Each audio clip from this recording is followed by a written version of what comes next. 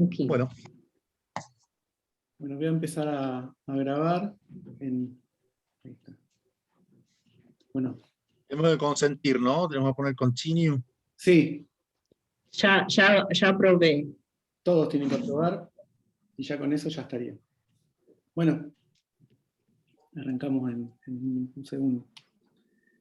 Bueno, agradecemos las palabras de las autoridades que han estado presentes en esta jornada de apertura y le damos la palabra a Guillermo David, director nacional de Coordinación Cultural de la Biblioteca Nacional Mariano Moreno de la República Argentina, que estará coordinando esta jornada y las dos mesas que forman parte de la misma. Adelante, Guillermo. Bueno, buenos días a todos. Un gusto poder participar en nombre de la Biblioteca Nacional dentro de las voces de quienes formamos parte de esta gran comunidad que es el Mercosur, aniversario. Yo quisiera decir algo antes de dar la palabra a los compañeros que van a exponer, y es que a lo largo de su historia, América Latina, Iberoamérica, o el nombre que elijamos, ha tenido distintos modos de agrupamiento histórico, social, estatal, comunitario.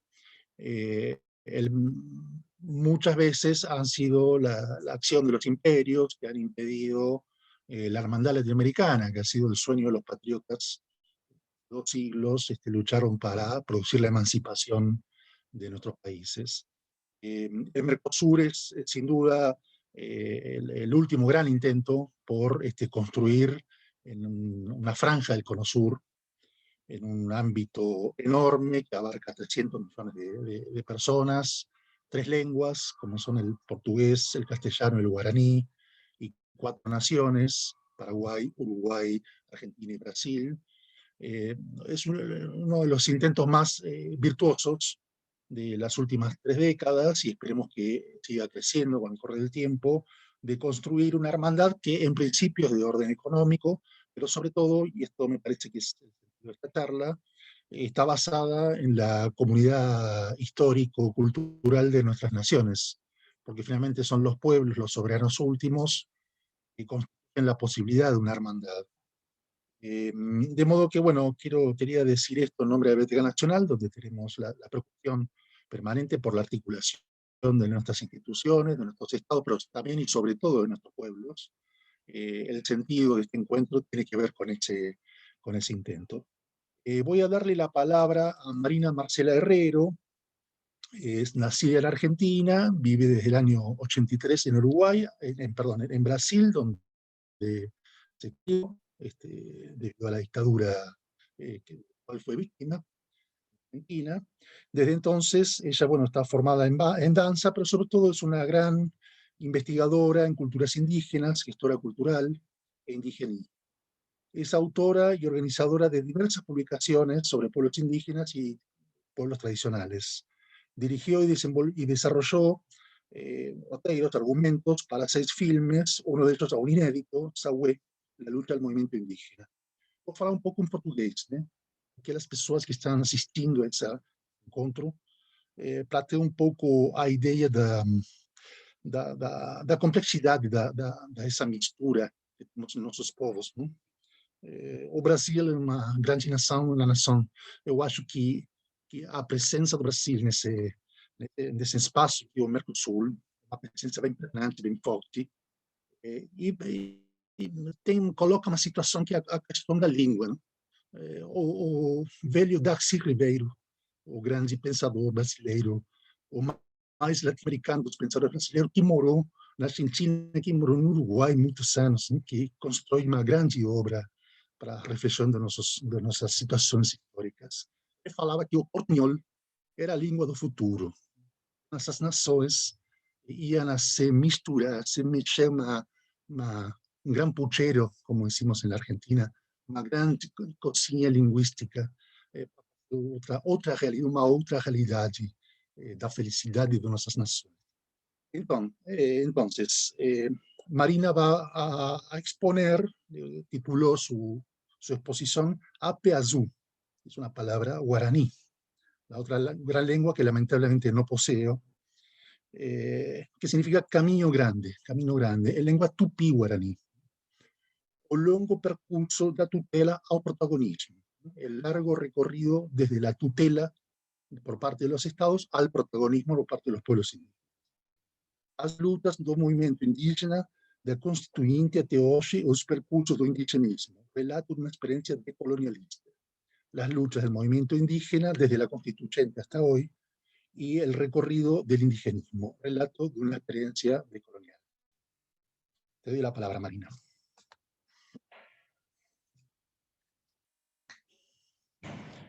Está silenciada.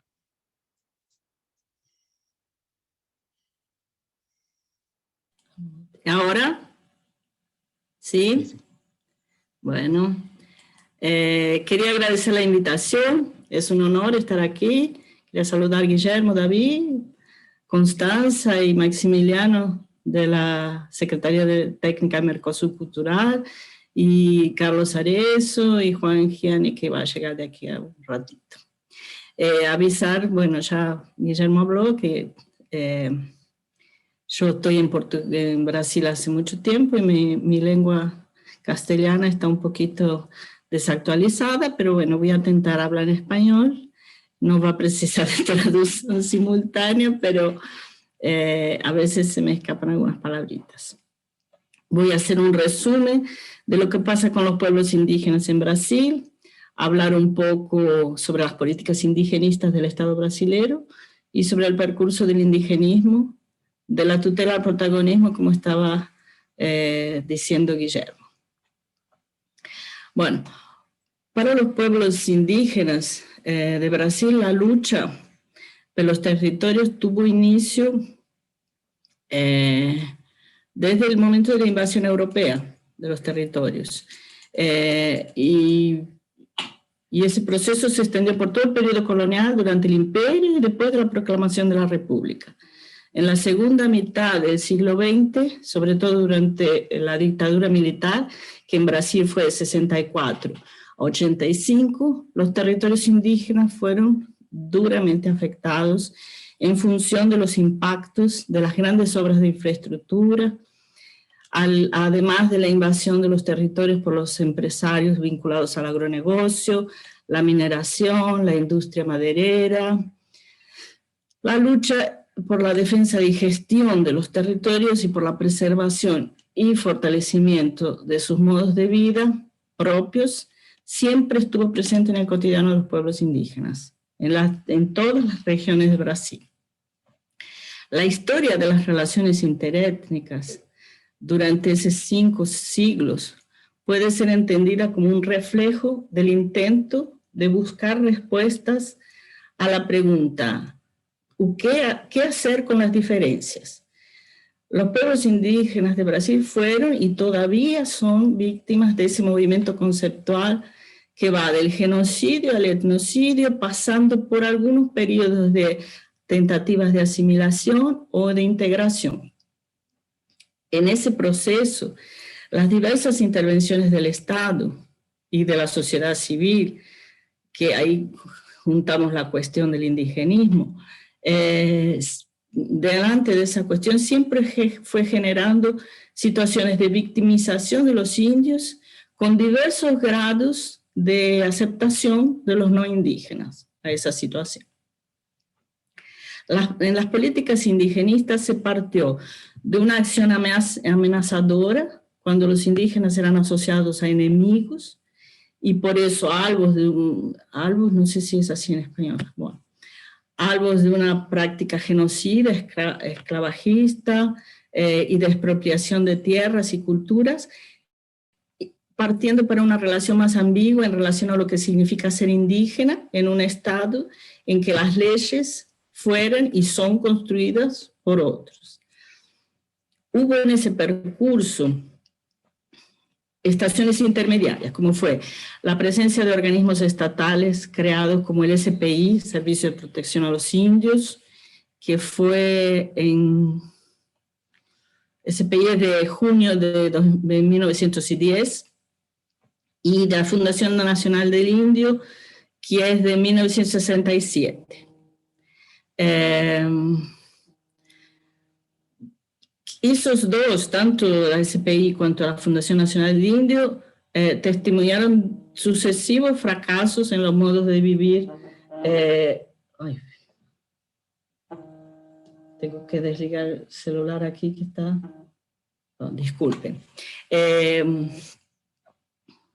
Esos dos organismos, la SPI y la FUNAI, testimoniaron diversos fracasos en los modos de vivir esa vinculación. El periodo de lucha por los derechos constitucionales fue entre 80 y 88, cuando fue el movimiento constitucionalista. Y el periodo posterior a la lucha por la implantación de los derechos conquistados, que fueron traducidos en regulamentaciones legales, reglamentos, ¿no? Derechos constitucionales, en la institución de políticas públicas, a partir de las leyes, en la implantación de esas políticas, que fue de 89 a 2014. Los cambios políticos recientes, que fue el impeachment de la presidenta Dilma, el gobierno Temer y la elección de Bolsonaro, alteraron totalmente las características del periodo anterior, pues todos los derechos constitucionales y legales indígenas fueron colocados en riesgo, redefiniendo la agenda del movimiento indígena. El movimiento indígena es llamado así por los indios a todas las ligaciones, las instituciones formadas por indígenas para lucha por los derechos colectivos, ¿no? Eso viene más o menos de la Constituyente también. Ahí eso reúne, ese movimiento de 2015 hasta ahora, reúne toda una ofensiva de las fuerzas empresariales representadas por la bancada ruralista contra los derechos indígenas, sobre todo en relación a la demarcación de los territorios, incluye el impeachment de Dilma, el gobierno Temer, y se desdobla en el proceso electoral de 2018, que resultó en la elección de Bolsonaro, que defiende abiertamente y tenta implementar una agenda fuertemente antiindígena a favor del agronegocio, de la mineración en tierras indígenas, de las industrias madereras y del no reconocimiento de la autonomía de los pueblos indígenas y de su derecho a organización propia, social, de costumbres, lenguas, creencias, tradiciones. Ese surgimiento ahora de la pandemia del coronavirus aprofunda y agrava ese proceso fuertemente, colocando en riesgo la propia sobrevivencia de los pueblos indígenas amenazados por un genocidio, caso la enfermedad avance todavía más en las comunidades. Y encima el gobierno se aprovecha de esa centralidad de la cuestión del coronavirus en los medios de prensa y todo, para, como dice el ministro del Medio Ambiente, pasar la boyada, si dejar pasar el ganado, todas las leyes que dificultan y pueden estragar todos las políticas y las leyes y los derechos de los indios van siendo pasados por encima como un tractor, aprovechando que todo el mundo está concentrado en la cuestión de la pandemia. La más perversa política que existió con los pueblos indígenas fue la de la tutela, que es una herencia macabra de la dictadura y que produce un efecto de aceptación compulsiva de la injerencia generosa del padre poderoso como estrategia de sobrevivencia en condiciones de subalternidad.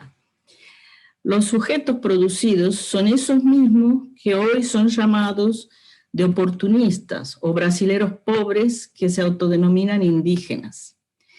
Después de provocar un descalabro en sus vidas, esa tutela ahora les exige que sean indios puros, como si no hubieran sido alcanzados por el poder disolvente de la conquista y de la colonización, y como si el Estado y la sociedad civil no tuviesen ninguna responsabilidad en eso. Y el indigenismo civil, no del Estado, fue contaminado también por esa política. O sea, hubo décadas en que el trabajo de indigenistas y antropólogos estaba basado en esa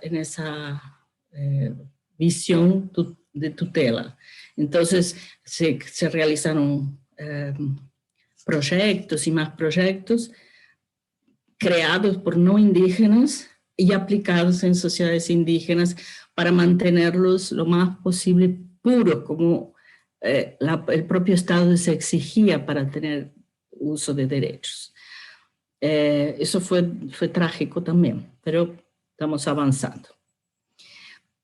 El proyecto de sociedad del mundo indígena posee estructuras muy específicas y diferenciadas para cada pueblo, como las relaciones de poder, por ejemplo, siendo que algunos de ellos comparten características con poca diferenciación, como la manutención de fuertes trazos de solidaridad. Eso es casi general.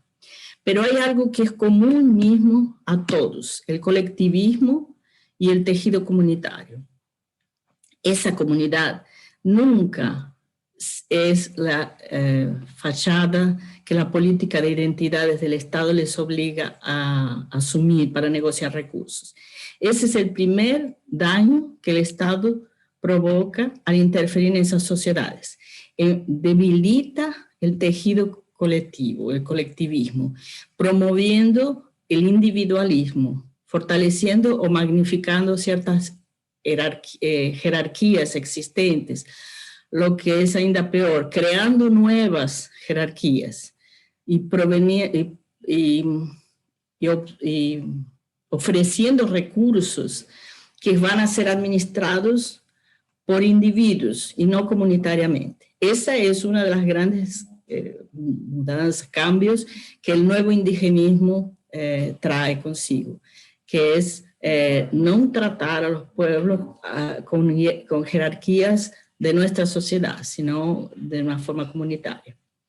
Así esas sociedades con ese tratamiento se veían enyesadas en el derecho de se transformar o subtraídas de su sentimiento de historia compartida, inclusive en lo que dice respecto a los conflictos de intereses que también tiene. Un pueblo es un sujeto colectivo y nunca una cultura fija que se puede definir de fuera para adentro, como la sociedad no indígena exagera en hacer, ¿no? El Estado debería devolver al mundo indígena la jurisprudencia, el foro comunitario y étnico, que al final de las cuentas favorecería la tan deseada y merecida autodeterminación. Hay una frase que dice Eduardo Viveros de Castro, un gran antropólogo brasileño, que es interesante. Dice, el poder lucha con todas las fuerzas para que el indio se transforme en pobre antes que el pobre se retransforme en indio. El primer movimiento el Estado llama de progreso histórico y el segundo de regresión insurreccional. Hoy en día los indios, los indígenas, los pueblos originarios son extranjeros en su propio territorio, objeto del más sistemático y organizado ataque en sus derechos constitucionales desde la Constitución Ciudadana de 1988. Ese ataque es articulado por poderosísimos grupos económicos contra grupos vulnerables y subalternos, los pueblos indígenas, los quilombolas, otros pueblos y comunidades tradicionales, y si podemos decir de alguna forma, contra los derechos de la naturaleza, de la propia biodiversidad. Es un ataque articulado por representantes del agronegocio, del hidronegocio, de las grandes corporaciones del sector de energía y mineración, que cuentan a veces con el apoyo explícito o a veces con la omisión o con la connivencia o complicidad medio envergonzada de los gobiernos y que objetiva desconstruir los territorios de diversidad en el país para abrigar, abrir esos territorios al juego de sus intereses y su exploración. El poder hegemónico apuesta en un país compuesto como una colcha de retazos más o menos homogéneos, de pastos ineficientes, desiertos degradados de eucalipto y soja, lagos de hidroeléctricas, montañas revueltas a cielo abierto, lagos de decantación de reyectos minerales y petrolíferos, costurados por una red de ejes de integración inseguras, de diferentes tipos, estradas mal pavimentadas, hidrovías en ríos degradados, dibujando así un futuro anclado en una economía primarizada y en el extractivismo industrial de bajo input tecnológico, exploración intensiva de los recursos naturales y extensiva de la tierra, y dependiente de una legislación flexible, que eso de pasar la boyada que yo dije, que reduzca los costos de transacción. Ese escenario es el desierto de lo real, en lo cual tenemos muy poco para aprender y compartir, apenas mimetizar y reproducir como si fuéramos ventrílocos.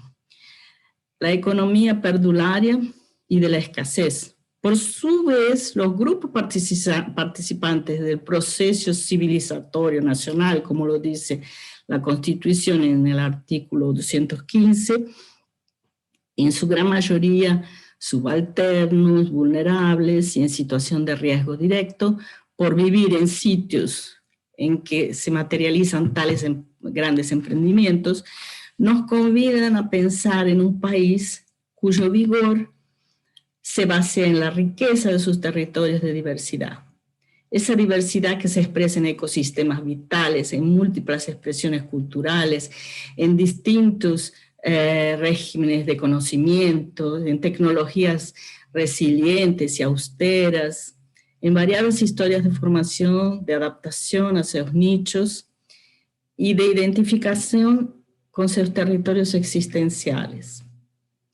En ese escenario se descortina un universo de posibilidades de aprendizados y de intercambios en los cuales hay voces que deberían ser oídas, deseos a ser compartidos y nuevas subjetividades a ser construidas. En fin, una civilización que puede reinventarse con economía de suficiencia y de abundancia. Hay que dejar claro que todas esas negociaciones pretenden solamente el mantenimiento de diferentes proyectos de poder y no se confunden con proyectos de país. Este proyecto, al que parece, no está abierto a negociación de derechos humanos fundamentales. Los indios en Brasil no son de Brasil, no son en Brasil, que el mapa indígena no tiene mucho que ver con nuestras fronteras de occidentales. Son, de acuerdo con el último censo, que ya fue hace tiempos, de 2010, son 896.900 indígenas, deben ser muchos más ya, de 256 pueblos, eran más de 1.000 antes de la llegada de los europeos, que hablan aproximadamente 150 lenguas, eran 154 hasta hace unos días, pero van muriendo las lenguas así una tras la otra, y viven en 705 territorios indígenas. Son casi 900.000 personas, según ese censo, que antes de la colonia, aproximadamente 4 millones.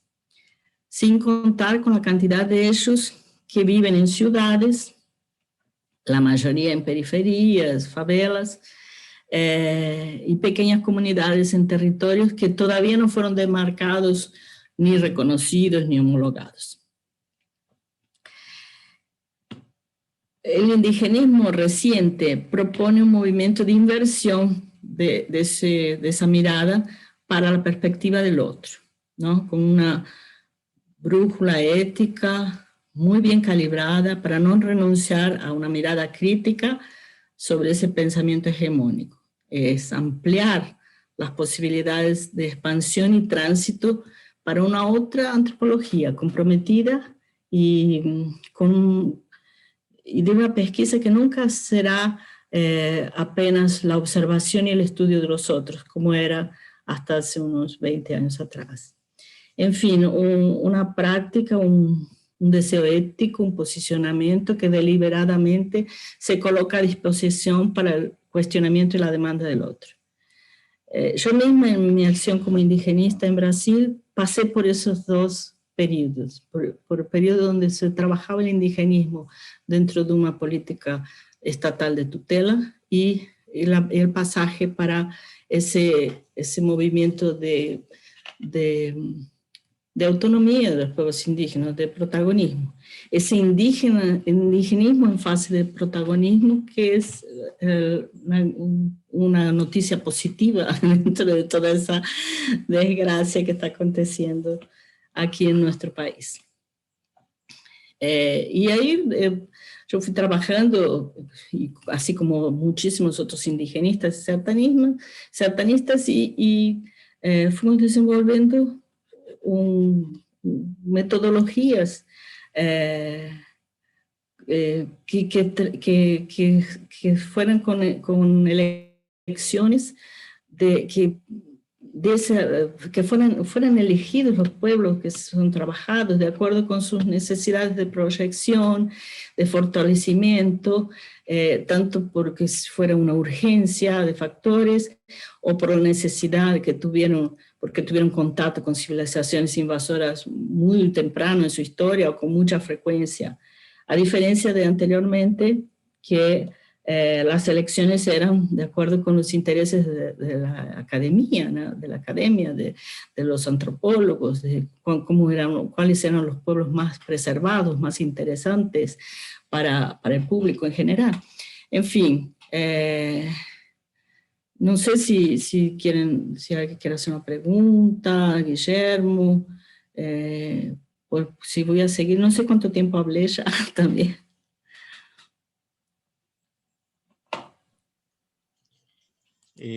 Sí, me gustaría, Marina, que si podés hacer brevemente una especificación de esta nueva antropología, este nuevo indigenismo, a través de una experiencia concreta, una en la cual tuve la suerte de participar, puede ser la de los Baré en el Alto Amazonia, que creo que es una experiencia exitosa de intervención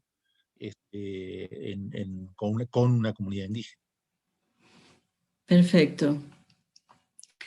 Bueno, fuimos desenvolviendo con varios proyectos, comenzó con Calapalo, ¿no? Con un pueblo de Alto Xingu, una especie de tecnología social fundamentada en el relacionamiento, en la escucha, se dice en portugués, en español ni sé, en escuchar, y en el protagonismo de la comunidad. Entonces no hicimos ningún proyecto partiendo de nosotros. Fuimos a través de qué es lo que ellos precisaban. En el caso de los Baré, fue un pedido del propio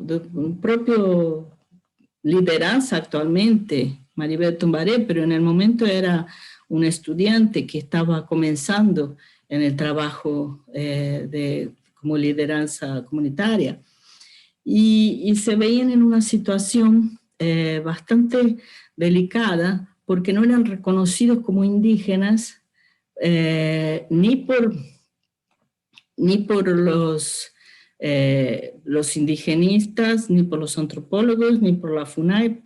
Por la FUNAI eran considerados extintos, en realidad, porque cuando acontecen esos censos en Brasil, los Baré, que fue un pueblo que fue contactado muy en el inicio del avance para la Amazonia, porque estaban en el lecho principal del río Negro, sufrieron demasiado y fueron perdiendo, bueno, fueron prohibidos de hablar su lengua, fueron perdiendo así también sus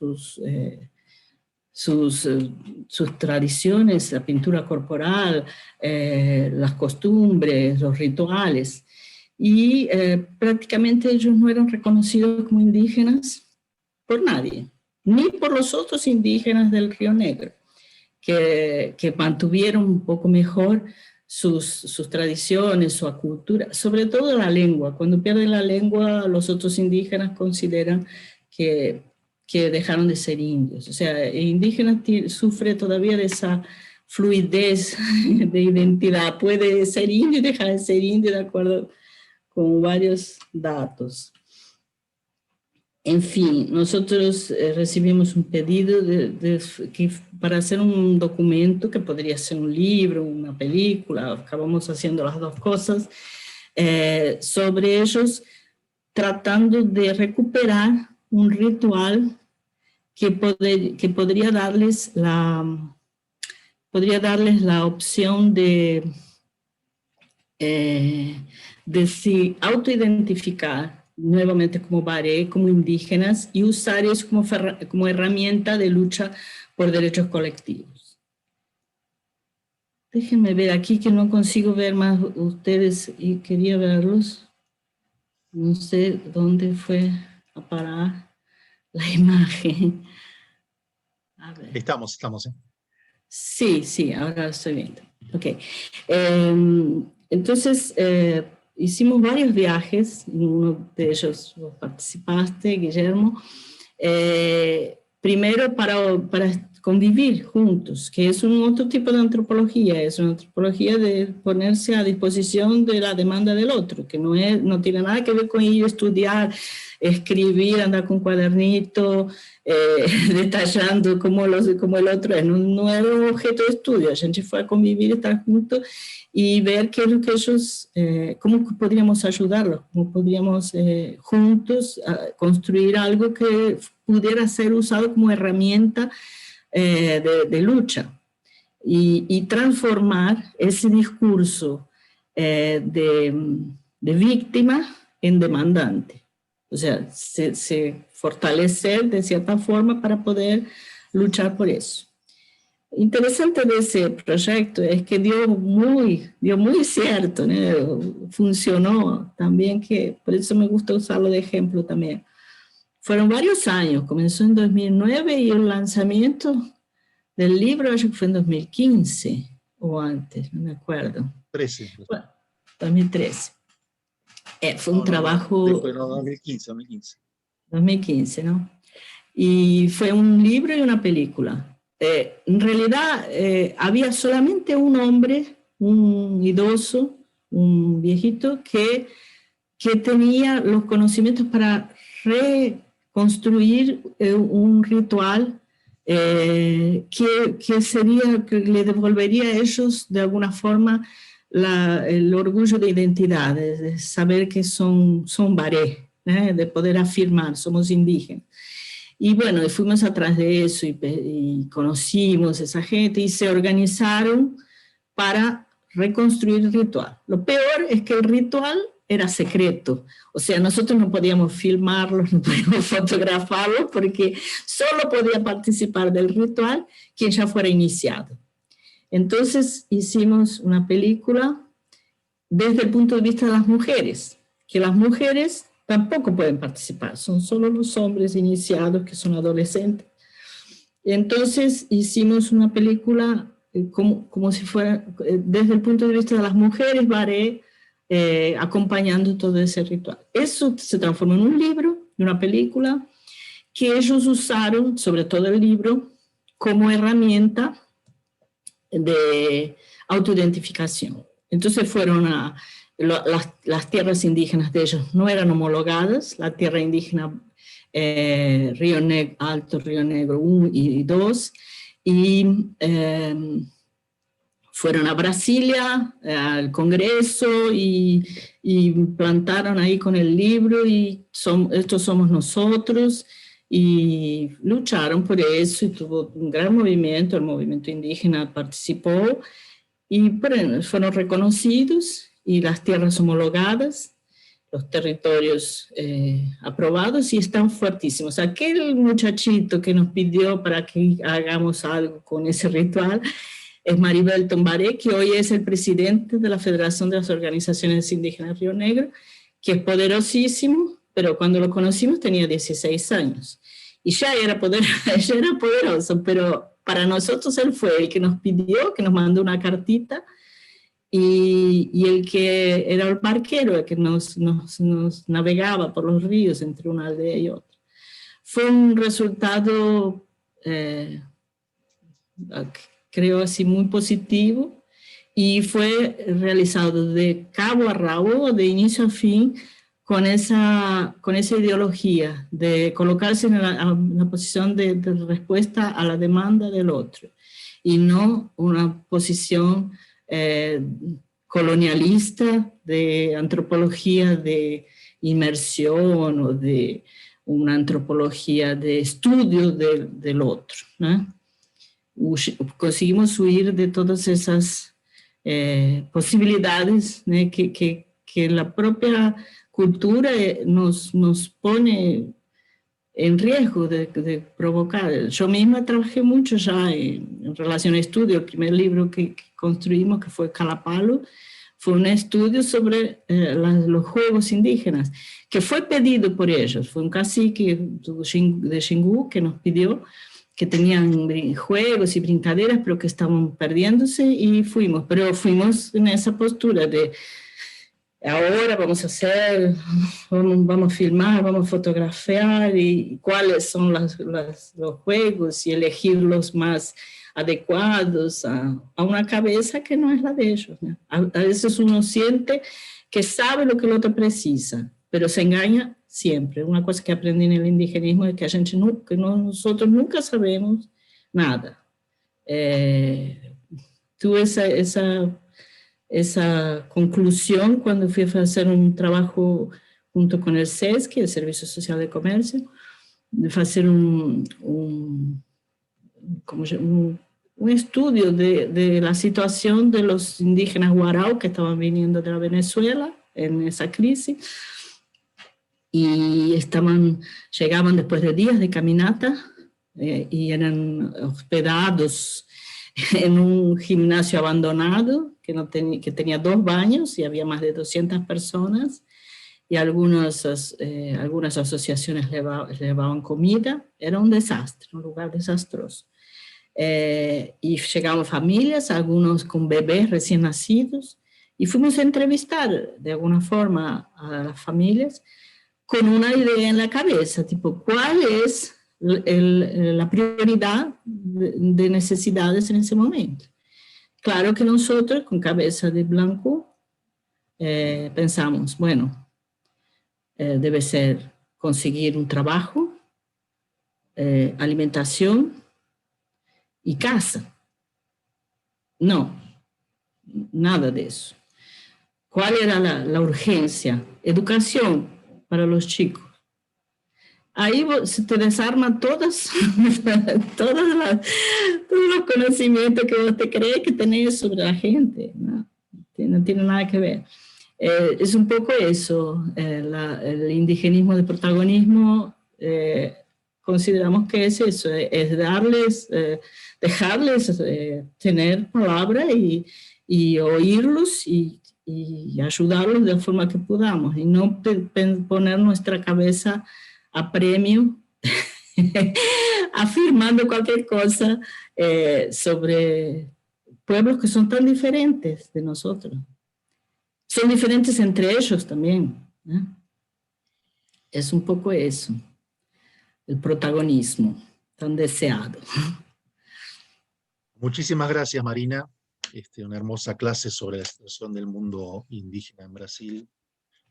Sin duda da para seguir conversando del tema. Ahora vamos a pasar al caso, a nuestro amigo Carlos Arezzo Posadas, director general de Educación y Cultura del departamento de Tacuarembó, de la República Oriental del Uruguay. integrante de la comisión organizadora de la Fiesta de la Patria Gaucha, que es un súper enorme evento que se desarrolla en Tacuarembó en la primera quincena de marzo de cada año. Nos va a hablar sobre el proceso del tradicionalismo en Uruguay y su relación con los pagos de Patria Gaucha. Es autor también de este libro, que es Vigencia del Tradicionalismo, fundamental de todo punto de vista para la historia del movimiento tradicionalista uruguayo, que también tanto nos compete a los brasileños. Bueno, realmente es una alegría poder estar junto con ustedes. Un saludo para Guillermo, para Constanza, para Maximiliano, que han estado organizando este homenaje a los 30 años del Mercosur. Nosotros, desde aquí, desde Tacuarembó, una ciudad que está a 400 kilómetros de la capital de Montevideo, a 110 kilómetros de la frontera con Brasil y a 220 kilómetros de la frontera con Argentina, más bien ubicada en el centro norte de la República Oriental del Uruguay. Aquí se realiza, como tú decías, Guillermo, la fiesta de la Patria Gaucha, que ha sido un mega evento después de 34 años de realización, que ha permitido generar todo una recreación de lo que es el movimiento tradicionalista en el Uruguay. Y por eso entonces es importante analizar por qué, cómo y cómo se ha llegado a estas etapas tan importantes, porque lógicamente nosotros tenemos que ser conscientes de la diferencia entre el campo y la ciudad. Lejos de las urbes y de las grandes concentraciones de poblaciones, se encuentran las áreas rurales, donde se produce en el Uruguay lo más importante, que son las exportaciones ganaderas, que es el rubro mayor de exportaciones que tiene Uruguay. Si bien últimamente el turismo y la madera y las plantas de celulosa han incidido notablemente en las exportaciones de Uruguay, sigue siendo las exportaciones ganaderas, es decir, lo que surge del campo, lo más importante para nuestro país. Entonces, allí en la producción agrícola ganadera o agropecuaria, el hombre es el gaucho que sigue siendo gaucho a través de los años y que sigue vivo, ayornado evidentemente por las incidencias de los nuevos medios de producción, por los avances tecnológicos, pero sigue allí en el campo, trabajando, luchando y haciendo la tarea fundamental que es producir. Evidentemente que cuando hablo de gaucho hablo de todo, ¿no? Es decir, desde el peón hasta el estanciero, del capataz, del quien está trabajando, laburando permanentemente en la tierra, pero que a su vez llega sus momentos de buscar el relacionamiento, cómo vivir, cómo convivir, y entonces surge justamente ese relacionamiento con los demás, esa acción colectiva y social que son las sociedades, y que las sociedades criollas han habilitado a ese movimiento tradicionalista a nivel nacional primero, pero regional posteriormente. El movimiento tradicionalista nosotros lo podemos definir como un movimiento cívico, sociocultural, colectivo, asociativo, rescatando la tradición y transmitiendo valores del pasado para el presente, proyectándolos para el futuro. Eso es un poco la idea de lo que es el movimiento tradicionalista, donde podemos definir características importantes como la preservación de las tradiciones gauchas, y teniendo como eje la reivindicación de la figura del gaucho y el culto a esa tradición. Evidentemente que ese tradicionalismo se da en un territorio que es lo que se ha denominado la Cuenca Gaucha, la Nación Gaucha, lo que nosotros denominamos la Patria Gaucha. Es un área geográfica, podemos decir multinacional, sin fronteras, transnacional, que está regada por los ríos de la Plata, Paraná, el río Uruguay, con todos sus afluentes.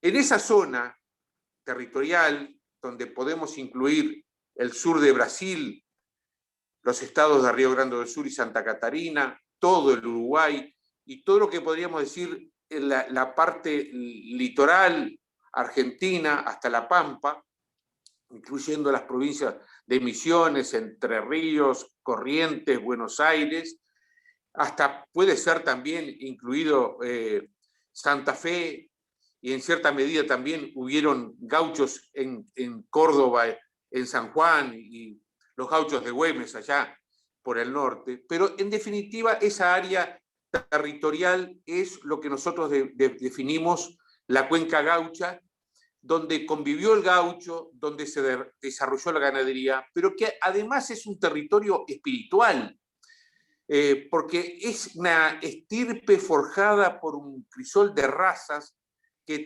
trasciende esas geografías y que los une raíces comunes, la misma matriz, el mismo sentimiento, donde el amor por la tierra, por las cosas nuestras y el apego al pago es el que los está uniendo. En definitiva, entonces, ¿qué es la base, el soporte de ese movimiento tradicionalista? Son las sociedades criollas. Ya Aliano mañana va a estar hablando en su oportunidad sobre las sociedades, pero para tener una idea de qué son estos soportes del tradicionalismo, son entidades asociativas, en general sin fines de lucro. Hay muchas que están bien organizadas, tienen hasta personería jurídica, tienen su ubicación, su sede. Eso acontece aquí en el Uruguay con el nombre de sociedades criollas, pero también en Argentina tiene la denominación de centros tradicionalistas, y en Brasil centros de tradición gaúcha o CTG, que son similares, es decir, tienen el nucleamiento como entidad asociativa, comunitaria en cierta medida, y cuyo objetivo es mantener, cultivar la tradición y reivindicar la figura del gaucho. Generalmente, ¿cómo lo hacen? Bueno, el formato, el mecanismo es lograr, podemos decir, en las manifestaciones culturales, porque aquí esto todo se traduce en manifestaciones culturales, en esas reuniones que logran las sociedades, primeras reuniones en sus pagos, después reuniones en ciudades para mostrar lo que se hace. Y bueno, ahí lo que se trata de hacer es escenificar el pasado mediante un proceso de adecuación de una vivencia para tratar de vivirla nuevamente, pero en forma similar. Es decir, tratar de adecuarla en la realidad, algo que pasó, que corresponde, por ejemplo, en la fiesta de la Patria Gaucha 100 años atrás, así está establecido en el reglamento. Así que esos son los soportes del tradicionalismo que siguen luchando, trabajando y armando esas fiestas, esas reuniones, y que muestran desde el punto de vista lúdico recreaciones de época tan interesante como lo que se da en este mega encuentro que se hace aquí en Tacuarembó. Pero hablando de estas sociedades, tuvieron que unirse para defender sus derechos y tratar de hacer reivindicaciones también, hasta en cierta medida, reivindicaciones gremiales, tratando de luchar por cosas que les pertenecen. Y se han logrado, primero, reuniones regionales, después nacionales, y terminaron reuniéndose mediante confederaciones. Así se dio en este proceso que podemos decir que lleva muchos años, porque esto se inicia por 1894, y ahí vamos a ir después al proceso histórico. se conjugan una conexión a través de contactos desde fines de la década del 40, pero donde se da lugar a consolidar estos movimientos de integración por allá por la década del 60. Así se constituye el movimiento tradicionalista oriental en Uruguay, las federaciones estatales en Argentina, por ejemplo, la de Buenos Aires fue en 1969, después se hicieron este tipo de federaciones en otras provincias, siempre teniendo la idea de juntarse, de unirse y de trabajar en forma conjunta. Ahí se logra en 1981 conformar la Confederación Gaucha Argentina. Bueno, y en Brasil pasa lo mismo. En la década del 60 logran conciliar el movimiento de las tradiciones gaullas, MTG, y lograron entonces, en cierta medida, consolidar esa unión, podemos decir, primero estatal, pero después logran también unirse entre estados. Todas estas organizaciones, por allá por la década del 90, se unen y forman la Confederación Internacional de las Tradiciones Gauchas. Eso se hace en Montevideo y se aprueba el reglamento de funcionamiento a fines del 90. Es importante porque hay una unidad de trabajo, de reivindicaciones, y se armó un consejo ejecutivo donde hay representantes de los 3 países, 3 representantes de cada país, y se reúnen cada 2 o 3 meses. Evidentemente que por la pandemia hace muchos meses que no nos podemos reunir. Bueno, esa integración internacional es lo que permite tratar de llegar a puntos comunes, y uno de los objetivos que tenemos en este momento es la declaración del gaucho y de las tradiciones gauchas como patrimonio nacional en cada país, para después poder implementarlo a nivel internacional para lograr que se declare por la UNESCO, por las Naciones Unidas, Patrimonio de la Humanidad, al gaucho y a las tradiciones gauchas. Ya logramos aquí en el Uruguay, hace unos 3 años, la declaración del gaucho como Patrimonio Nacional.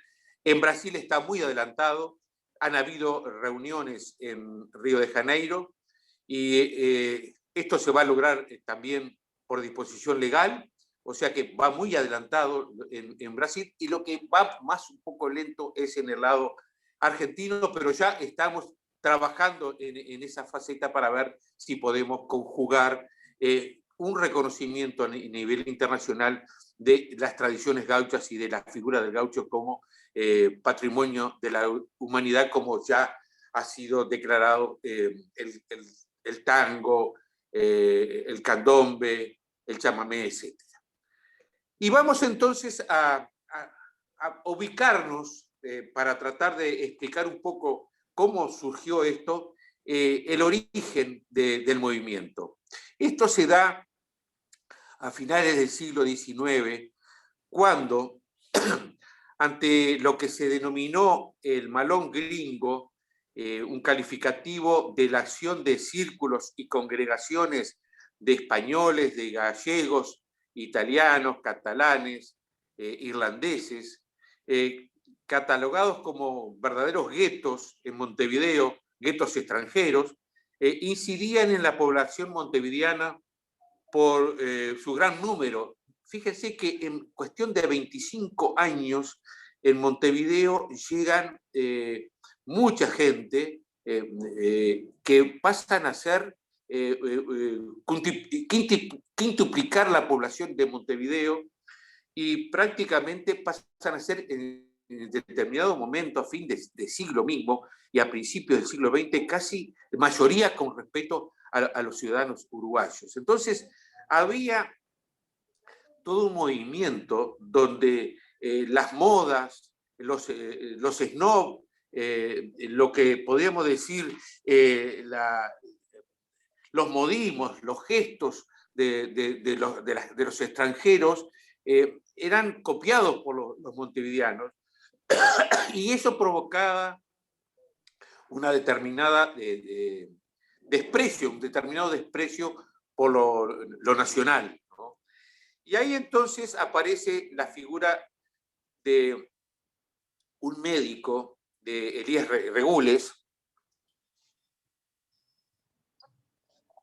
decano de la Facultad de Medicina, que llegó a ser rector de la universidad, quien integra una generación brillante, y allí también lo acompañan, por ejemplo, Juan Zorrilla de San Martín, el poeta de la patria, el pintor Pedro Figari, el escritor y filántropo Arturo Lucich, que ha creado también grandes tareas en la parte de lo forestal y de la flora autóctona y fauna autóctona, de la defensa de la flora y fauna de nuestro país. Y ante esa invasión de modas e ideas europeas, despreciativas de las costumbres locales, entonces salen a trabajar en lo que podríamos decir la identidad nacional.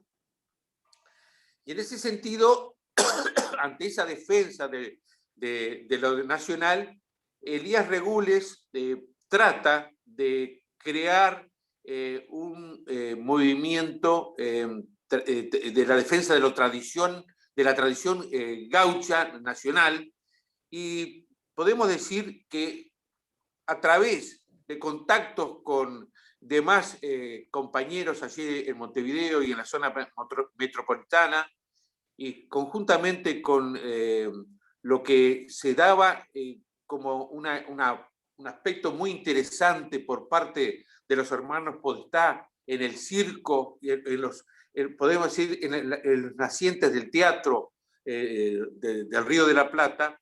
Entonces allí en la carpa de los Podestá logra la primera reunión de lo que él pasa a denominar como propuesta una sociedad criolla. Y ahí surge entonces la primera etapa del tradicionalismo con la creación de la sociedad criolla que le decían la criolla, ¿no?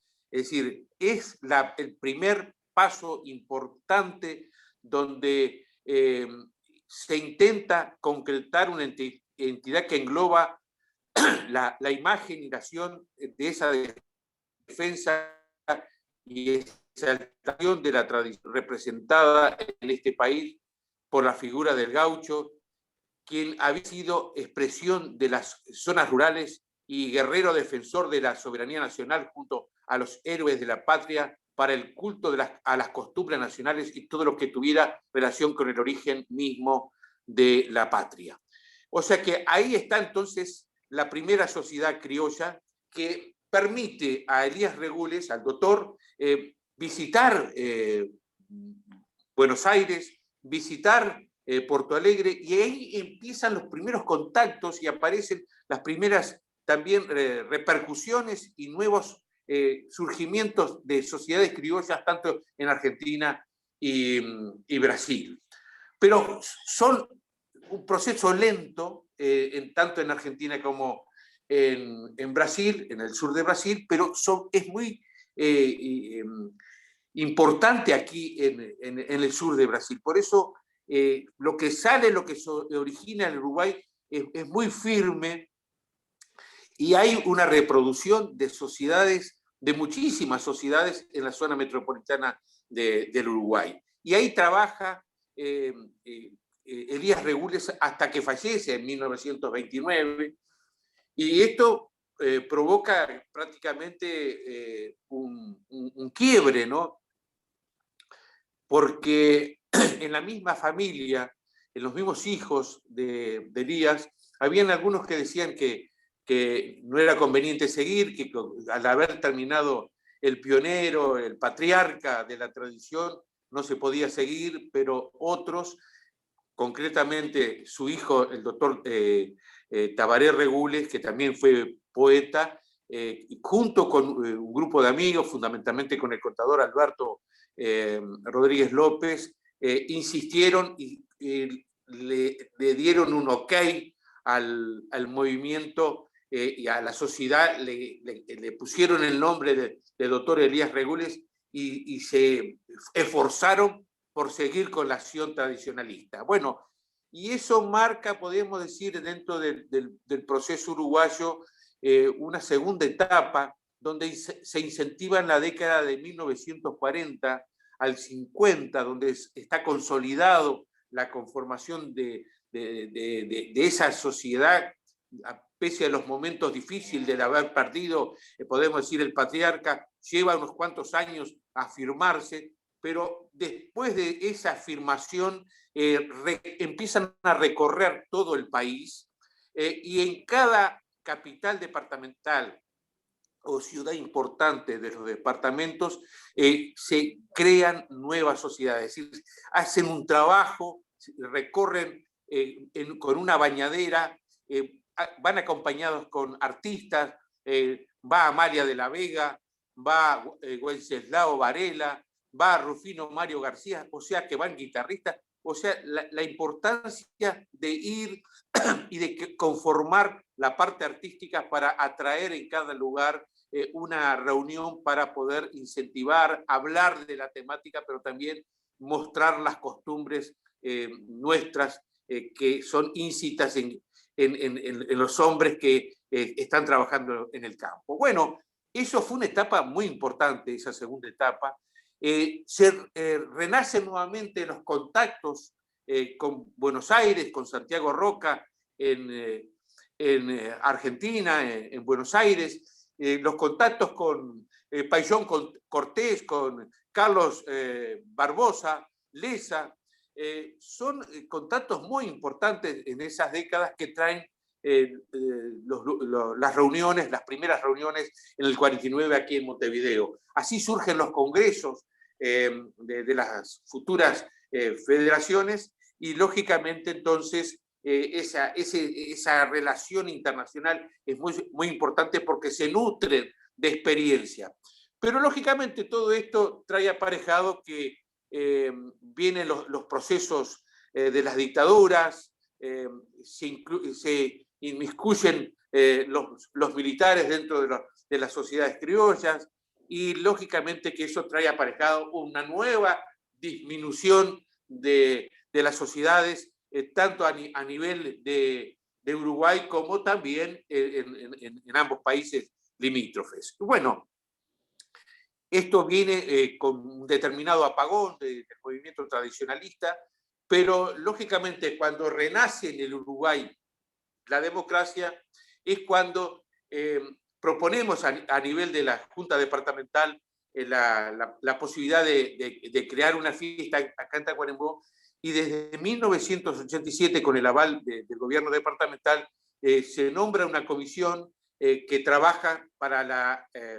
organización, para la puesta en funcionamiento de este evento que fue humildemente y en forma parsimoniosa un desarrollo lento pero firme en los años siguientes, consolidándose en el transcurso del tiempo como un evento donde fue una atracción enorme para todas las sociedades criollas del país y evidentemente se ha formado una especie de altar de la tradición aquí cuando se viene a Tacuarembó. Bueno, aquí esto ha creado todo un proceso donde nosotros tenemos que destacar por qué esta fiesta ha sido un gancho, un imán para toda la recreación de sociedades y la llegada de tantos tradicionalistas que dio también lugar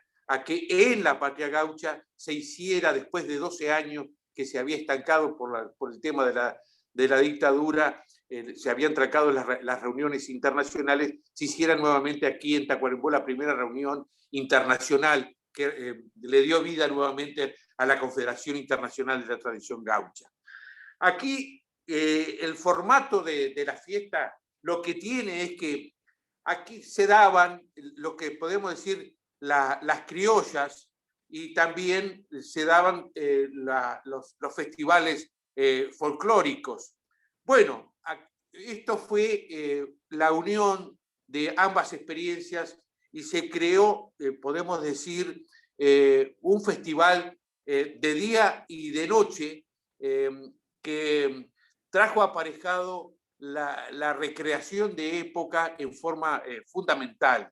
Allí nosotros vimos que además de las competencias deportivas, la recreación de época, el aporte cultural de la fiesta de la Patria Gaucha fue un paso fundamental para la consolidación de este evento y que se configurara como un elemento de atracción a todas las sociedades criollas del país. Así que esto implica también destacar que esta recreación de época da lugar a no solamente recreaciones, podemos decir, en temas como la generación de, por ejemplo, fogones, que son estructuras que se arman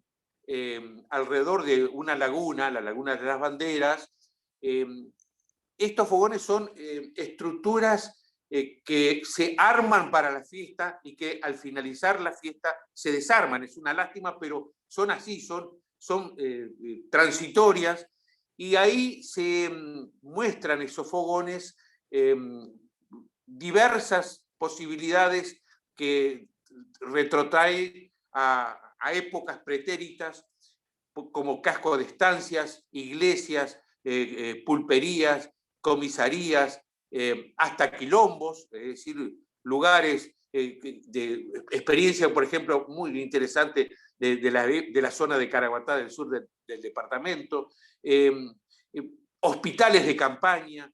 O sea que fueron fogones muy interesantes y que da una marca a la fiesta que no se hace en otras fiestas, ni en el Uruguay, ni en Brasil, ni en Argentina. Nosotros hemos podido recorrer fiestas en distintos países y esto es lo que tiene, lo que le da la marca a la fiesta de la Patria Gaucha. Y bueno, esto es un poco lo que nosotros queríamos establecer como los elementos fundamentales de la fiesta, la importancia que tiene, el hecho de que aquí se compita entre sociedades.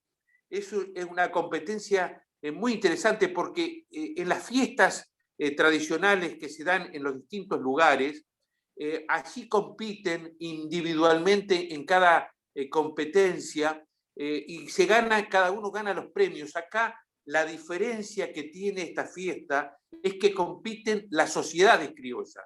Entonces es una competencia entre sociedades, es una competencia donde triunfa el colectivo, donde triunfan todos. Es decir, eso es lo bueno, ¿no? Es decir, no es como en otras fiestas donde allí ganan camionetas, vehículos, motos, dineros cada participante.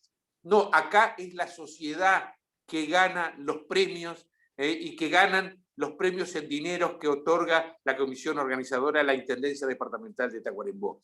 Y eso es lo bueno, cuando terminan, que festejen los ganadores, y los ganadores son todos, y todos son los cientos de gauchos que vienen y que se instalan al borde de la laguna en ese fogón y que conviven durante una semana aquí en Tacuarembó. O sea que es una experiencia muy interesante que vale la pena poder visitarla y vale la pena poderla comentar porque es única. Nos hace recordar esto a las fallas allá, españolas, ¿no? Valencianas, porque evidentemente los fogones se construyen y se tienen que después que desarmar, porque ellos ocupan un espacio público que después hay que limpiarlo y que hay que entregarlo al gobierno departamental. O sea que más o menos un poco es este proceso histórico, esa atracción que tiene la fiesta y que ha sido también, podemos decir, una fiesta que ha permitido que otras sociedades traten de hacer algo similar. Es difícil hacerlo, porque acá el norte del país es donde hoy por hoy se desarrolla el gran incentivo del movimiento tradicionalista en el Uruguay. Así que, Guillermo, un poco esto es en general lo que queríamos plantearlo.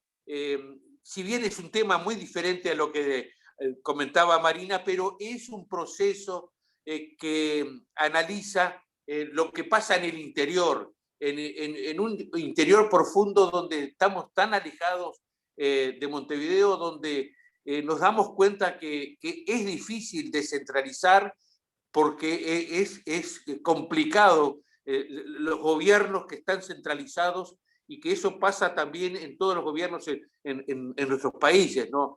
Y que la descentralización implica vernos y les cuesta vernos como tal y por eso nosotros siempre estamos tratando de llegar para poder tener caminos y demostrar lo que podemos hacer desde acá, desde el interior de nuestro país. Guillermo, a la orden. Muchas gracias, Carlos. Los escuchaba, te escuchaba a vos, escuchaba anteriormente a Marina y lo que vi son más similitudes que diferencias. Es decir, el dilema de la construcción de una identidad por parte de un pueblo, los esfuerzos por parte de las instituciones autoproducidas o autocreadas por los pueblos para recuperar identidades perdidas, para construir soberanía, que es la palabra en realidad efectivamente que permite pensar todas estas situaciones, ¿no? Soberanía popular, soberanía política, con distintos grados de articulación comunitaria, que es la otra palabra fuerte, la idea de lo social, lo comunitario, ¿no? Bueno, de todos estos temas, sin duda, nos puede hablar mucho mejor que yo Juan Gianni, está aquí presente, que es licenciado, profesor de filosofía, rosarino, docente de la Universidad Nacional de Rosario, de la Universidad Nacional de Entre Ríos, director del Centro de Estudios del Pensamiento Argentino, con su ponencia sobre la patria grande y los dilemas del federalismo. Juan es uno de los mayores filósofos argentinos contemporáneos, autor de innumerables trabajos, el último de los cuales, siempre estoy convidado a participar de sus libros, felizmente, es sobre el mito gaucho, justamente, que articula los temas que venimos conversando hace tantos años entre todos nosotros. Así que le cedo la palabra a Juan. Estás muteado.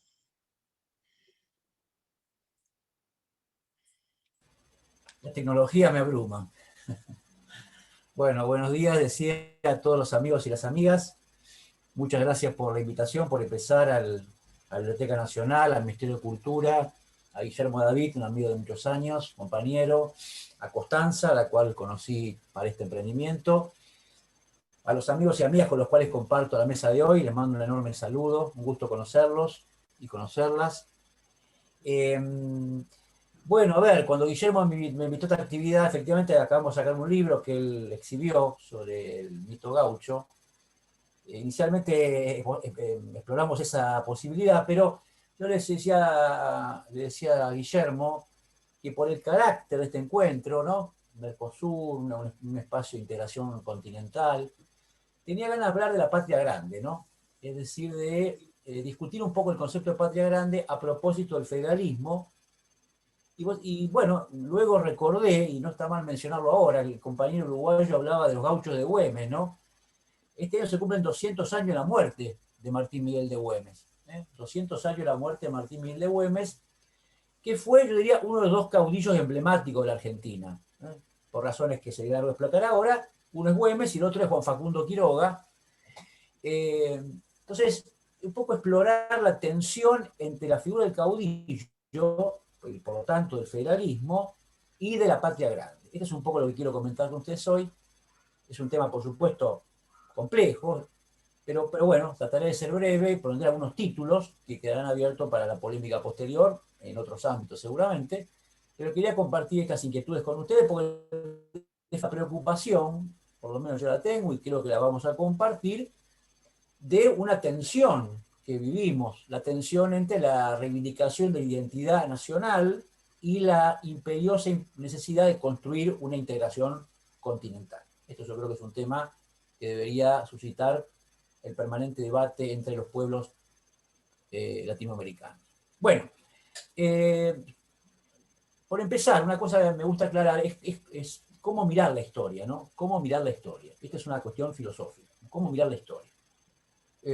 Yo digo, hay como dos grandes corrientes, me parece a mí, simplifico, para mirar la historia. Una es la mirada que busca en la historia ejemplaridad. ¿Para qué miramos la historia? Para encontrar en la historia moralejas, enseñanzas. Si la historia envía mensajes, un poco la visión del historicismo romántico, propio del siglo XIX, si la historia tiene ciertas regularidades, ciertas invariancias en su funcionamiento, y por lo tanto reconstruir las invariancias nos entrega lecciones para el presente. Si miramos la historia para obtener enseñanzas, ¿no? Ese fue un tipo de una filosofía de la historia bastante, con mucho peso en la segunda mitad del siglo XX, perdón, por lo menos en Argentina. Y la segunda es más bien la contraria, hoy muy en circulación en la academia, me parece a mí, es un discurso histórico dominante en la academia actual, que es más bien al contrario, la historia como espacio de la deconstrucción, es decir, mirar la historia como una forma de, digamos, de derribar mitos, ¿no? Y trabajar en la historia en la idea justamente de tener mucha precaución sobre la historia como repetición, la historia como enseñanza, como lección, ¿no? Muchos reparos frente a esa visión de la historia como un espacio de, justamente, un espacio que entrega indicaciones éticas, ¿no? Y la historia más bien es un territorio de experimentación, de la microhistoria, la historia local. La historia funciona como un mecanismo de derribamiento de toda forma de visión reductiva de la historia. La historia es compleja y por tanto si es compleja no puede brindar ejemplaridades. Si es compleja no hay ejemplos, por decirlo sencillo. Ese es un debate como estancado, me parece a mí. Entonces lo que yo intento hacer siempre cuando miro la historia, humildemente, y en este caso voy a hacer lo mismo, es tratar de combinar esas dos visiones que cada una de ellas tiene su parte de razón, digámosle así. Efectivamente, hay que ser cauto respecto de forzar la historia, de forzo la historia para que la historia me diga lo que quiero escuchar. Y por otra parte, mantener viva la idea de que la historia puede brindar efectivamente ciertas indicaciones éticas, es decir, cómo comportarnos en el presente. Este es un poco lo que yo intento hacer y lo que voy a intentar hacer ahora. Es decir, mirar la historia de los caudillos, del caudillismo, y la patria grande. Es una historia complicada, esto es lo que quiero decir. Es una historia que no fluye sencillamente. Es decir, dos cuestiones vitales en nuestra historia, la figura del caudillo, y en la figura del caudillo la cuestión del federalismo, por una parte, la reivindicación federal, la demanda federal, por una parte, y por otra parte, el americanismo. Que son, y para entrar en tema, las dos grandes conciencias que surgen en la posindependencia americana. En el proceso de la posindependencia, que estamos festejando bicentenarios todo el tiempo ahora sobre esto, las dos conciencias que dominan el debate político, ¿cuáles son? La conciencia local, luego llamada federal, y la conciencia americana. La conciencia local en boca y en acción de los caudillos, Güemes, Quiroga y otros, me refiero a los rioplatenses. Esta forma del regionalismo, por supuesto, es aplicable a otras latitudes continentales, pero la que más conozco es la rioplatense. Bueno, Artigas, José Gervasio Artigas, una figura, yo diría, tal vez la más importante, por distintas razones, del federalismo, la de Artigas. La conciencia local, por una parte, y la conciencia americana. Y acá doy la segunda idea importante, que es la conciencia americanista, es la conciencia que organiza la práctica y el discurso de los libertadores de América. José de San Martín y Simón Bolívar. Y ahí tenemos un tema, ¿no? La figura del caudillo. Sobre el caudillo se ha escrito mucho, hay mucha letra sobre el caudillismo. ¿Qué es el caudillismo? Yo digo, sobre el caudillismo hay como tres corrientes, me parece a mí, tres orientaciones. Una, vamos a llamarla filosófica, cuya expresión más brillante es la de Domingo Faustino Sarmiento, me parece a mí, el Facundo, que es pensar al caudillo como la emergencia cultural de una idiosincrasia de base territorial, ¿no? Una especie de ethos que surge de la territorialidad, que es invariante, ¿sí? Que pervive más allá que la figura social del caudillo pueda haber ido decreciendo. Una visión filosófica del caudillismo. Una visión que llamaríamos histórico-sociológica, que es el caudillo como la consecuencia de la militarización y la ruralización de la guerra de la posindependencia o de la independencia. Y una tercera mirada, que es la que me importa a mí hoy, que es la mirada política. El caudillo como aquel que lidera la reivindicación del autogobierno local. El líder que reivindica el autogobierno local. Entonces, ahí me quiero centrar, en esta perspectiva, si la perspectiva de la conciencia local, es decir, la reivindicación del autogobierno local, primero respecto de España, en el proceso independentista, y luego, y ahí introduzco otro elemento que es muy importante para el Río de la Plata, que es respecto de Buenos Aires. Y acá hay un problema, que es el problema de Buenos Aires. Buenos Aires, recordémoslo, y esto lo dice Mitre, Bartolomé Mitre, recordemos que el gran historiador del siglo XIX veía con mucha desconfianza a los caudillos, no tanto a Güemes, Artigas lo denostaba, y a otros. ¿Por qué? Porque veía a los caudillos como disgregadores de la nación. Es decir, Mitre pensaba que la independencia había puesto en escena naciones que preexistían a la independencia, a diferencia de Alberdi, pensaba lo contrario, y los caudillos disgregaban la unidad preexistente, y por lo tanto Mitre se dedicaba a denostar a los caudillos, ¿no? Bueno, Mitre dice, Buenos Aires, Mitre intenta explicar por qué Buenos Aires tiene blasones legítimos para liderar la independencia. ¿Por qué Buenos Aires tiene que conducir? Esa es la pregunta. ¿Por qué Buenos Aires tiene que conducir lo que antes conducía España? Y Mitre dice por tres razones. Primero, por las invasiones inglesas. Si Buenos Aires tuvo el privilegio de repeler al principal ejército del mundo y formar una milicia popular en 1806. Segundo, Buenos Aires fue la capital del virreinato. Y tercero, Buenos Aires, cuando otros virreinatos dudaban, avanza y declara la Revolución de Mayo, junto con el virreinato de Nueva Granada, Simón Bolívar. Cuando Montevideo y otros países, otros virreinatos de la ex colonia de España y Brasil, más aún, dudan respecto de discutir el poder imperial, ¿no? Buenos Aires no duda, avanza. Por lo tanto, tiene las atribuciones para conducir el ciclo posterior. Eso, por supuesto, no se lo quiere reconocer nadie. De hecho, los caudillos construyen su dinámica política cuestionando esa, es decir, cuestionando la pretensión de Buenos Aires de conducir el ciclo postindependentista. Por eso me parece a mí, en nuestro caso, el federalismo es tan fuerte, ese sentimiento federal es tan poderoso, porque es un federalismo contra Buenos Aires, esencialmente contra Buenos Aires y contra el hegemonismo porteño. Y eso va a generar todo un ciclo de movilizaciones y de guerras muy fuertes que terminan con la llamada anarquía del año 20, fíjense el término, anarquía del año 20, Tratado del Pilar, donde el caudillismo, la figura de Ramírez y López, que era el caudillo santafesino, el aviso de Rosario, vencen a Buenos Aires y reorganizan lo que ocurrirá luego, que no es el tema para hoy. Pero en definitiva, quiero decir, hay una tensión muy fuerte entre federalismo y centralismo. Solo que el centralismo de los caudillos es el centralismo de Buenos Aires. ¿Por qué acentúo esto? Porque efectivamente hay una tensión, que es la tensión que estoy describiendo, la conciencia local contra el centralismo porteño, en el caso del Río de la Plata, aunque hubo otros centralismos, de alguna manera es el único, está en convivencias simultáneas y de permanente interacción con la otra dimensión, que es la dimensión de la conciencia americanista.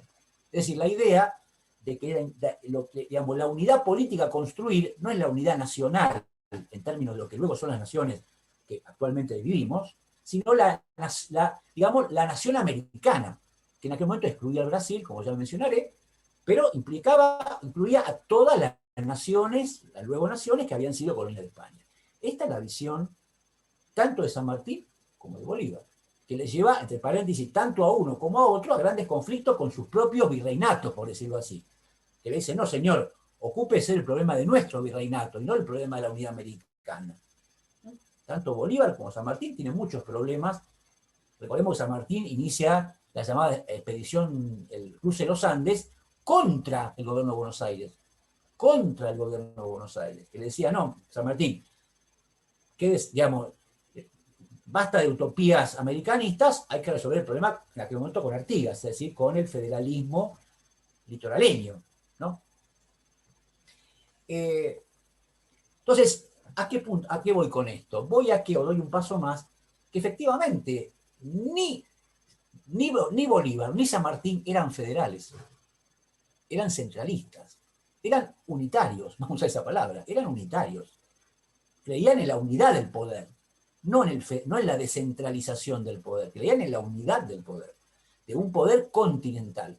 Y por eso tuvieron relaciones generalmente no armoniosas con los caudillos federales, que eran federales contra Buenos Aires. Es decir, no incluían, tal vez porque no podían hacerlo en ese momento, el problema del americanismo.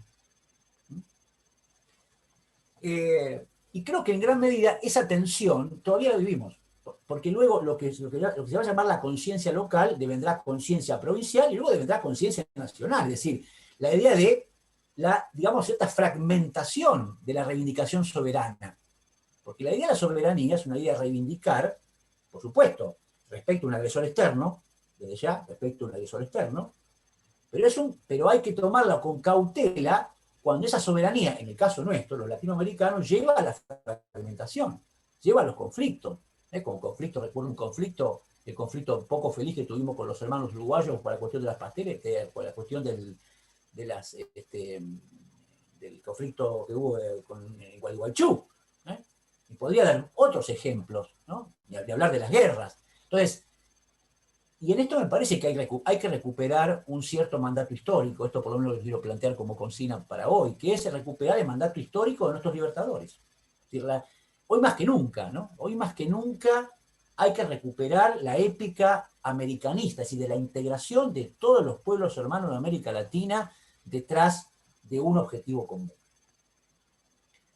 Lo cual no quiere decir menospreciar ni olvidar la lucha federal de esos caudillos, porque efectivamente planteaban un ideario igualitarista e independentista respecto al hegemonismo de Buenos Aires, que era tal vez, insisto, su principal drama, pero había un drama más global, me parece a mí, que no lograron visualizar en su debida dimensión. Y eso no fue gratis, eso no sigue penetrando en algún sentido la historia presente de nuestro continente. Ahora, quiero decir dos cosas más sobre esto. Lo primero, y esto también es bueno recordarlo, esa idea americanista no era una idea puramente, digámoslo así, puramente geopolítica. Tenía un sentido más pleno. ¿A qué voy con esto? Era una idea que contenía ciertas definiciones, vamos a llamarle ideológicas, para la época de avanzada, y que también hay que recuperar para el presente. Quiero decir, una unidad con contenido, ¿no? Una unidad geopolítica continental con un contenido. ¿Qué contenido? Señalo solamente algunos. Y ahí vuelvo a los caudillos, ¿no? Contra lo que decía Mitre,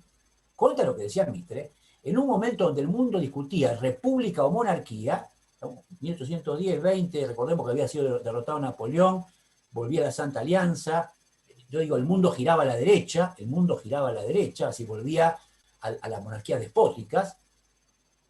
En ese contexto se discutía república o monarquía. Y hay que decirlo claro, los republicanos eran los caudillos. Belgrano era monárquico, San Martín era monárquico, Rivadavia era monárquico, Monteagudo terminó siendo monárquico, ¿no? Entonces, digamos, los ilustrados de Buenos Aires giraban a la monarquía y los caudillos reivindicaban la república. Eso no hay que olvidarlo como detalle, digamos, para tener una cabal descripción del periodo. Y esa idea republicana es una idea republicana que para Bolívar, no para San Martín, tenía que formar parte de ese americanismo. Era un americanismo republicano. Eso llevó al conflicto con el Brasil, ¿no? El problema es la monarquía, república. Ese era el gran tema con el Brasil. Que el Brasil es la única nación que seguía siendo una monarquía. Ese es el origen del conflicto, uno de los orígenes del conflicto con el Brasil. Entonces, una unidad americana republicana. Una unidad americana antiesclavista. Otro tema muy importante, antiesclavista. Bolívar en un contexto donde Jefferson tenía esclavos, solo para dar el famoso ejemplo, si la gran democracia del norte tenía esclavos, Bolívar planteaba es decir, la eliminación de toda forma precapitalista de producción, la mano de obra indígena y el esclavismo, es decir, unidad republicana y antiesclavista. Y agrego una tercera, anti-norteamericana, los Estados Unidos afuera, ¿no? Cuando se hace el Congreso de Panamá, Bolívar discute con Santander y dice, no, Estados Unidos acá no viene. El Congreso de Panamá termina todo mal, no sé si fue una frustración, terminó todo mal, pero no importa, ¿no? Porque la idea de Bolívar era una unidad americana republicana, antiesclavista y excluyendo a los Estados Unidos. Entonces yo digo, eso también tenemos que recuperarlo para nuestro presente. Es decir, una unidad americana, pero digamos, con democracia política, con inclusión social y cuidado con los gringos, para decirlo en lenguaje, ya que estamos entre nosotros, cuidado con los gringos, ¿no? Entonces me parece que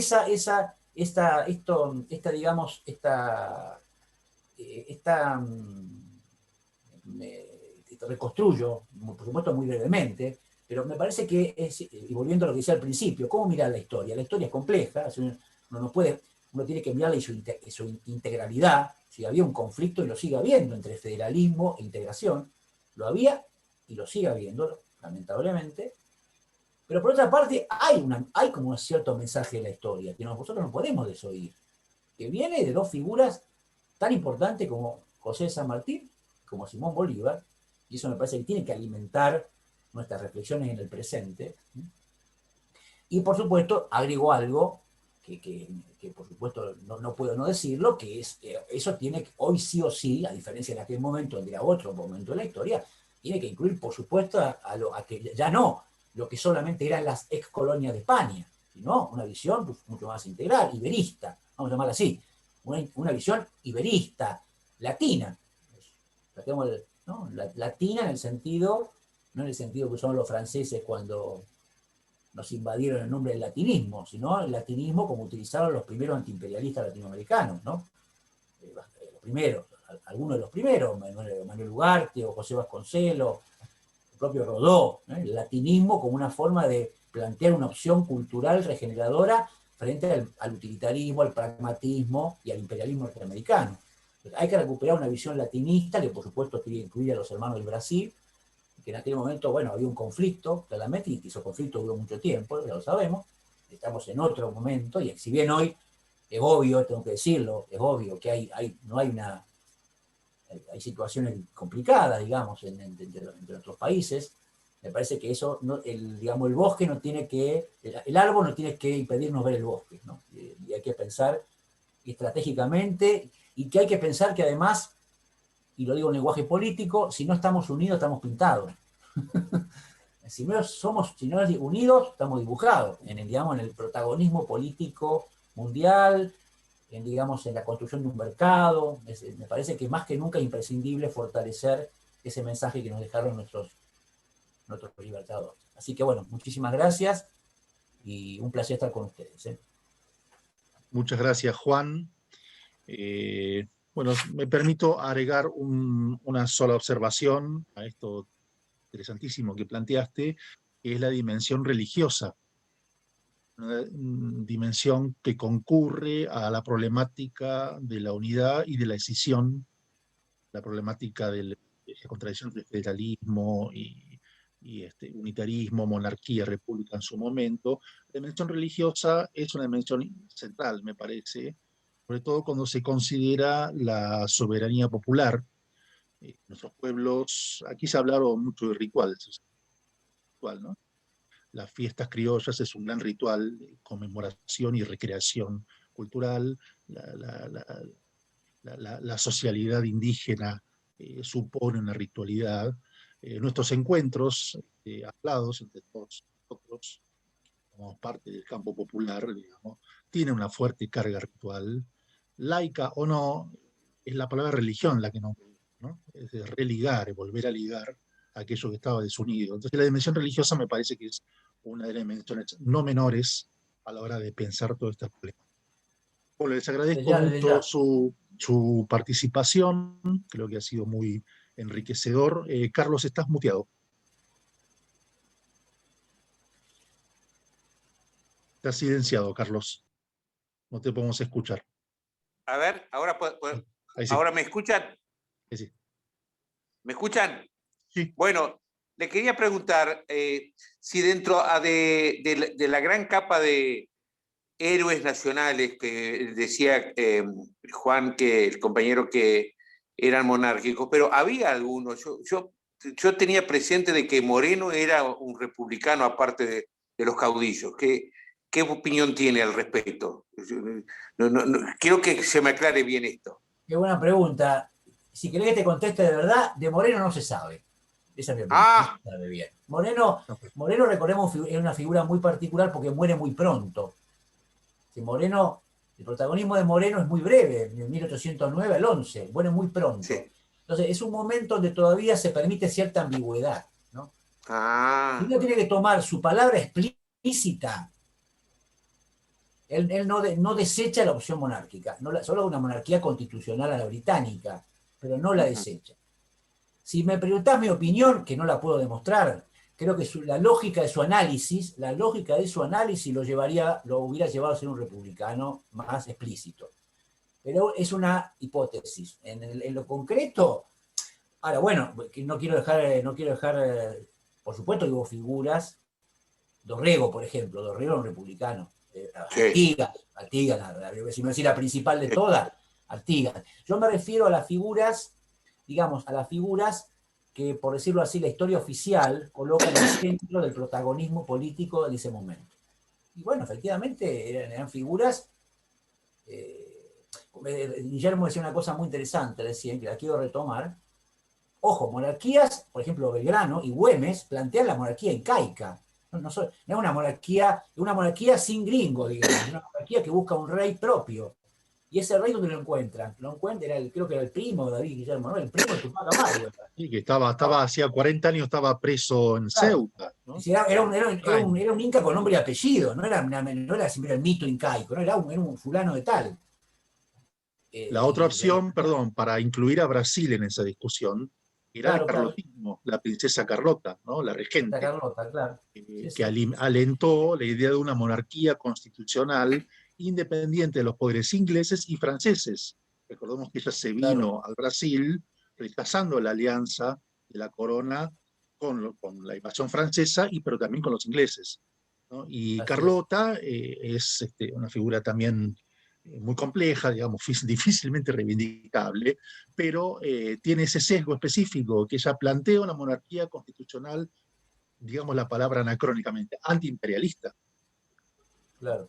Y eso tuvo sus adeptos en el Plata también, por supuesto, al igual que el caso del Belgrano. Al igual que el caso del Inca, el rey Inca, digamos, quedaron en la historia como una especie de anécdota, pero en realidad era uno de los modos de pensar la unidad latinoamericana. Claro, no era una escucha, puede sonar una extravagancia, no era una extravagancia. No. Una cosa que se discutió en el Congreso de Tucumán del 16, se discutió la opción. Y bueno, realmente no prosperó, pero era una opción disponible en la época. Ahora suena medio, bueno, ¿no? Pero bueno, porque pasaron 200 años.